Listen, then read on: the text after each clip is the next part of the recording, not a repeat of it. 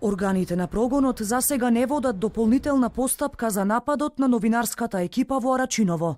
Лицата кои ги оценувале новинарот и снимателот на телевизија 21 да ги избричат анкетите од незадоволни граѓани, снимени се и на камера, како ги присилуваат да влезат во општинската зграда, каде продолжуваат да им се закануваат. Во нивната посета на телевизиската редакција, лично се сретнале и со полицијата, но не биле свикани на никаков разговор, бидејќи немало официјална писмена пријава за случајот. Првиот човек на Министерството за внатрешни работи денеска не го коментираше случајот. Во негово друштво одговор даде само премиерот, кој дипломатски порача дека се е во рацете на институциите. Јавното обвинителство е тоа кое што одлучува дали отвара истрага, дали покренува постапка, дали понатаму тоа го преточува во обвинителен акт. Јас можам да апелирам дека институциите мора да постапуваат согласно закон, согласно доказите кои што им се на располагање и да сватат дека постојат заради граѓаните.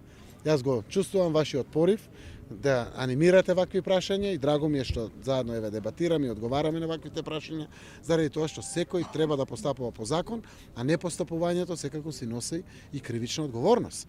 Од јавното обвинителство уверуваат дека ќе постапуваат по сите случаи во кои ќе утврдат елементи на сторено кривично дело, но од полицијата велат дека обвинителот кој излегол на терен засега нотирал дека нема елементи на кривично дело, кое се гони по службена должност.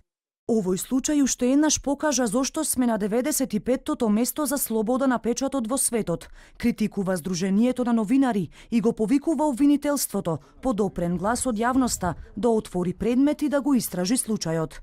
Жалиме што во основа трендот на намалување на напади на новинари е ставен под знак прашалник.